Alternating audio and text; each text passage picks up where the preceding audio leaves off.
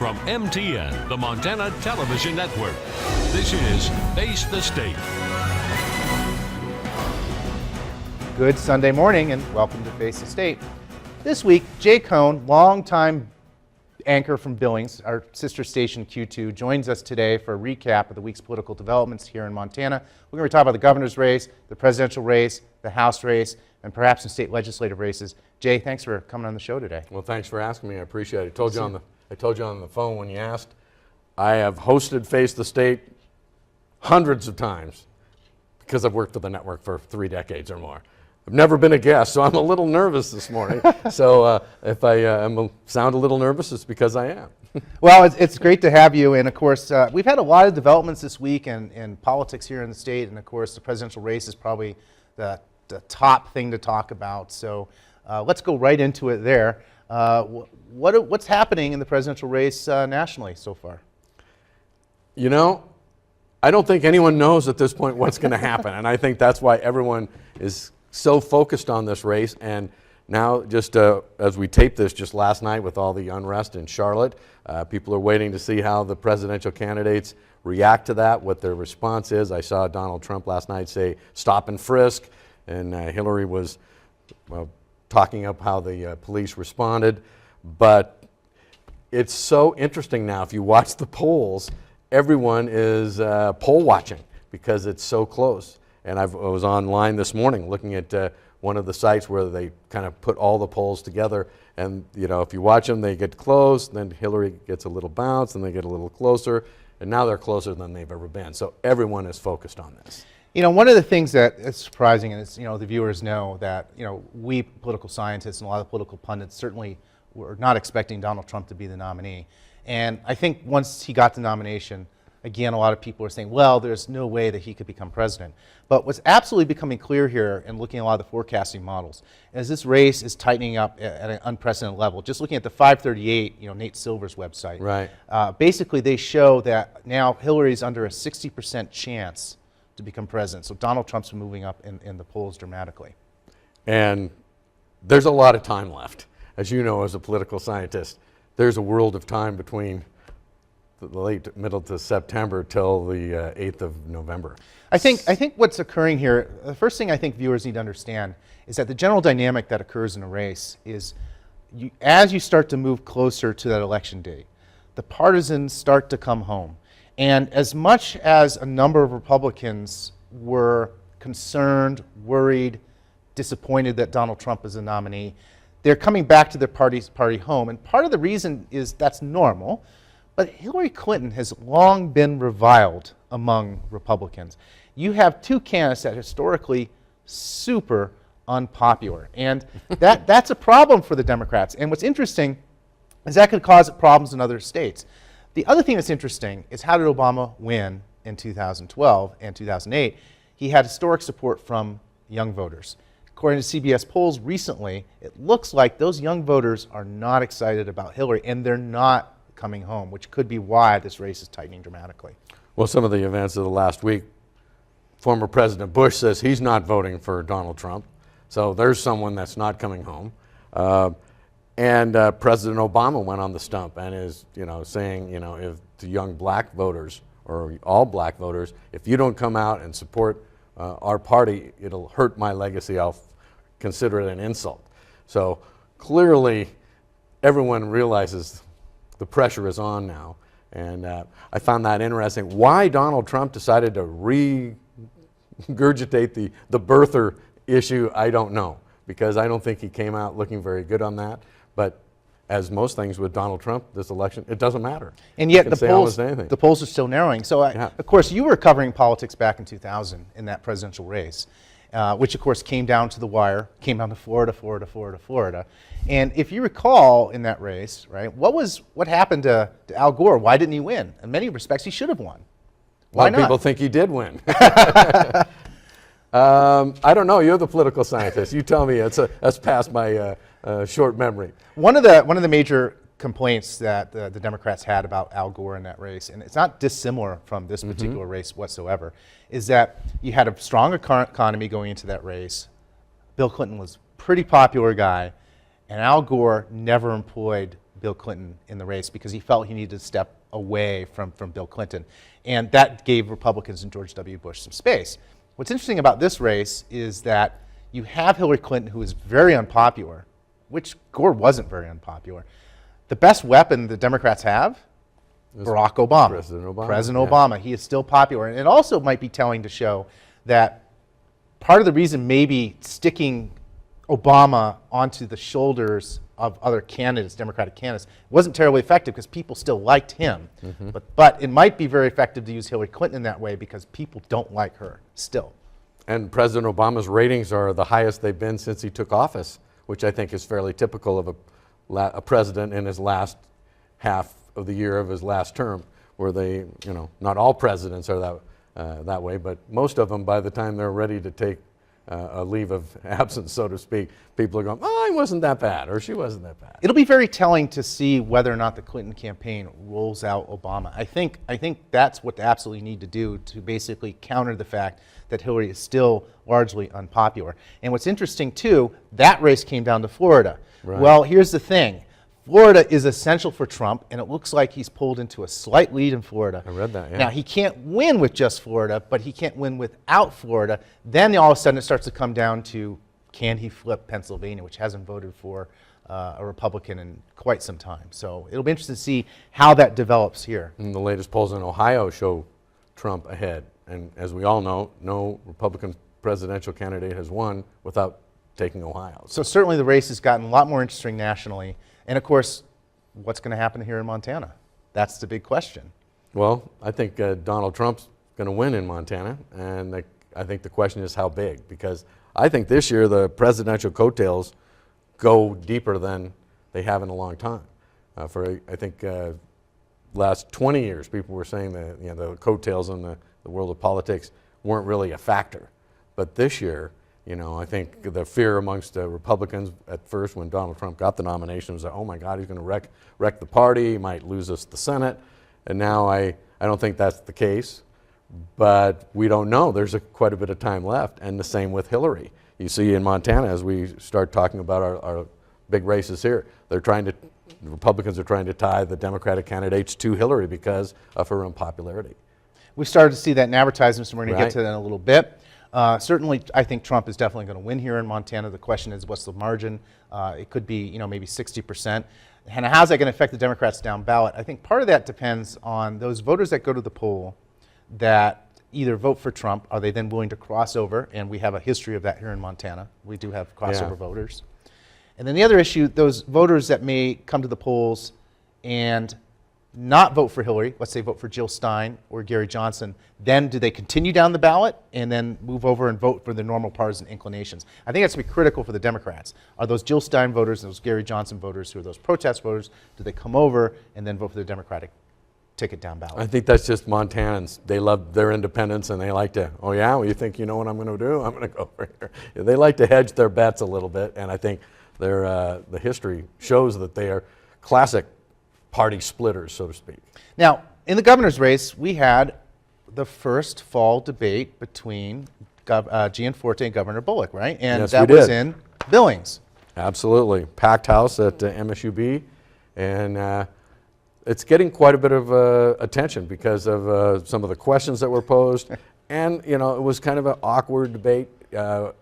We hate to throw stones at people that live in glass houses, but the debate got off on kind of a rocky start, as we were talking before, when there was a timing issue right off the bat. So kind of cast things, there was a shadow over that right at the beginning where the timing was off as far as they cut off Governor Bullock, but didn't give him the full 90 seconds. And so anyway, it was just maybe not the way to get, you love to get off on the right foot, and that debate did not get off on the right foot.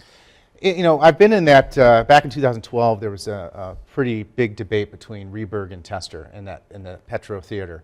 And that place is rocking, Yeah. And it sounded, from what I could hear, that it was a rocking place. The audience was engaged and they were involved. And that's a lot of fun to have a debate there. What do you think about that? Do you like the crowd interaction? Because I've been part of both. And I've also been part of debates where they don't allow any reaction, and they control how many people get in there. That obviously wasn't the case there the other day. I have mixed feelings about it. On the Yeah. one hand, especially if it's one-sided, and I'm actually thinking of a Big Sky debate that was held in June of that year between Tester and Rehberg, where the crowd was definitely stacked to one side, and it was almost rude, some of the Yeah. things that were going on there. Listening to that particular debate, I think the crowds were more evenly matched, but what's interesting is to kind of hear the crowd's reaction to some of the questions that were asked.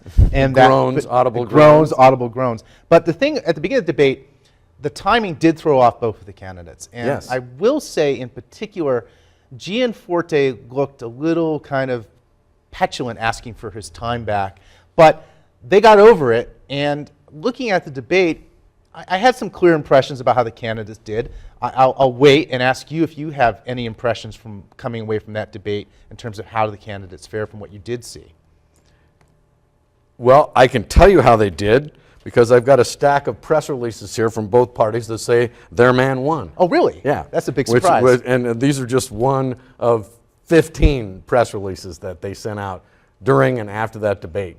Governor Bullock won because of this. Of course, that came from the Democrats. Gianforte, they were putting out press releases. So it's just the amount of news releases and effort that goes into trying to persuade those of us in the media who won or lost is, to me, first of all, mind-boggling. I'm not sure either candidate won that debate. I think, as you mentioned before, after the debate in Big Sky, Gianforte just needs to look like he could be governor. He doesn't look like some country bumpkin, and obviously he doesn't do that. Governor Bullock, David Crisp, the former editor of the Billings Outpost, now with the Last Best News, said he needed to be he was like king of the hill, knock me off, and he was reciting all the things that Montana has done well, some of them up for debate, but he didn't look real comfortable either, and especially some of the questions that hit hard on both candidates. So let's talk about well, my impression generally, if you think about Gianforte, I thought Gianforte was very crisp in a lot of his answers. And he's been that way at the other debates I've seen too, way more than Governor Bullock. Bullock, I think, stumbles through some of his answers, whereas I think Gianforte is very crisp. The difference, I will say, between the two of them, though, Bullock is affable, Bullock smiles. Bullock smiles even when he's saying something to go after Mr. Gianforte. And the most effective answer, I think, Mr. Bullock had against Mr. Gianforte basically was the answer on discrimination. And also the answer that he was asked a question basically, why wouldn't you vote for your opponent? And Mr. Bullock had a very effective answer there. Gianforte overall was very, very crisp and very, very, I thought, very polished. The only thing that kind of sticks in my mind about Greg Gianforte is we have to not only believe he can govern, we also have to really want to like him. Mm-hmm. And the one thing that's missing is that he's not smiling enough. And I think if he smiles, he could make a deeper connection to the audience. To some extent, this was Denny Rehberg's problem too, is that Rehberg had a likability gap with John Tester. And I see some of that here, although I think Gianforte is generally more effective in coming off as competent, I think, generally speaking. Well, he's definitely chipping away at Governor Bullock's likability through his ads, etc. It's just interesting. What do you think of the question everyone's talking about was, let's just talk about the elephant in the room, was the question posed by Greg LaMotte of Color 8 TV, whether either one of them had ever had an extramarital affair. And there was audible groans in the audience. And as we were talking earlier, you don't think either candidate did very well there. Yeah, so first of all, I think this is a question that shouldn't be asked. I think it's inappropriate. And the question first went to Mr. Gianforte, who said he had not had an affair. Then it went to Mr. Bullock, who also, of course, said he had not had an affair. The difference is I thought Mr. Bullock and Mr. Gianforte both had a lost opportunity. In that, I think they should have taken umbrage with the question. And I think there was an opportunity, particularly for Mr. Bullock, to come back and say, look, this is not fair to myself, my family, or Mr. Gianforte and his family to get away from this issue entirely. And I think that didn't happen. And Mr. Gianforte, who did deny that he said he did not have an affair, didn't do that either, which makes me wonder if there is a willingness to go there in the campaign further down the road, because there have been rumors that have been kind of out there in the landscape on this issue. So you're thinking future ads, this is going to come up again and I again. wonder, but We let wonder. me caution candidates for doing that, because that is dangerous territory. There are negative ads that people find acceptable, and there are negative ads people do not.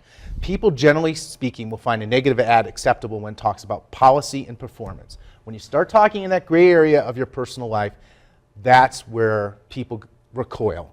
And that's where you could have that negative blowback effect on the person making the charge. So I don't think this is a very good idea for either one to go down. Question for you that I have, and people have asked me this, not specifically on this debate, why haven't we seen any polls in this race? I've tried to find some polls, and there aren't any, at least that no one's willing to share. One of the major frustration for me this fall is trying to basically understand what's going on in the race, because there's a lack of public polls.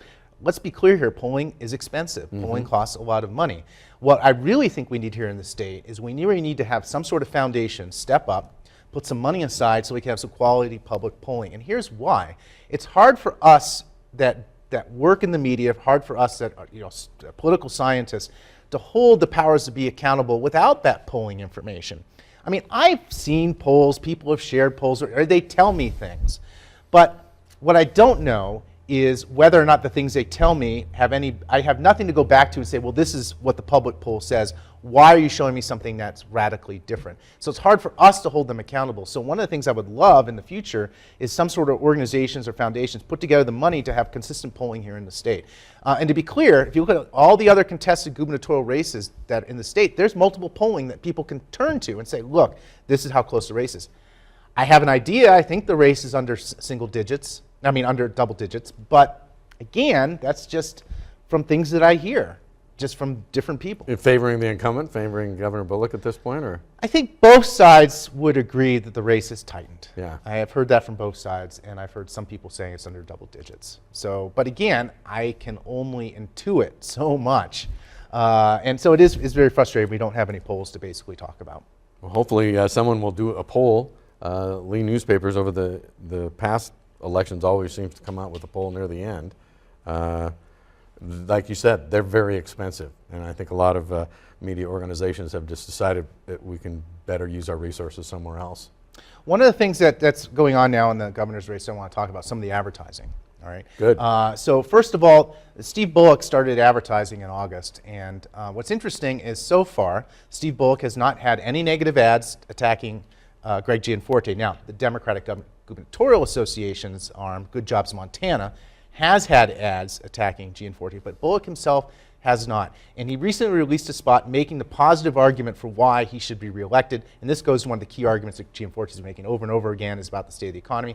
Let's show that ad that Steve Bullock has airing right now. It's no accident. Montana is the most fiscally prudent state in the nation. Because here, we believe in fiscal discipline and accountability. I'm Steve Bullock, and that's why I worked with Republicans and Democrats to balance our budget every year with a rainy day fund and no new taxes, and crack down on waste in the state health system to save millions. Because fiscal responsibility is a governor's responsibility for all Montanans. So that ad basically making the case. What do you think? I think it's a good ad. It's a positive ad. I think some of his claims are questionable, and I think that's what we're going to get to next, because Gianforte has questioned a lot of the governor's leadership when it comes to the fiscal responsibility that goes along with the job. And he did that in an ad that came out shortly after Bullock aired this ad. So let's actually show this Gianforte spot that just aired now. Like Steve today. Bullock's ads don't add up. Fiscal responsibility is a governor's responsibility. But Bullock increased spending by $800 million, brags about a $300 million rainy day fund that doesn't exist. We believe in fiscal discipline and accountability. But on his watch, $1 billion disappeared from the books, and nobody was held accountable. So if Fiscal responsibility is a governor's responsibility. then Steve Bullock isn't up for the job. Effective? Definitely I'd say so. effective. Because what it does is it takes apart that piece by piece. And everything that's said in that ad is not incorrect, right? There It's is not absolutely correct. It's not absolutely correct. There is definitely a diminishment in the rainy day fund. Revenues have been going down. True. There was a discussion about an audit that found a mistake, not in the budget, but actually in pension obligations. True. And that last claim also, that's true. So the interesting thing here is, again, the Gianforte campaign is being extraordinarily aggressive and not allowing Steve Bullock to put his positive narrative out there. It's very telling. Do you think Bullock will go negative?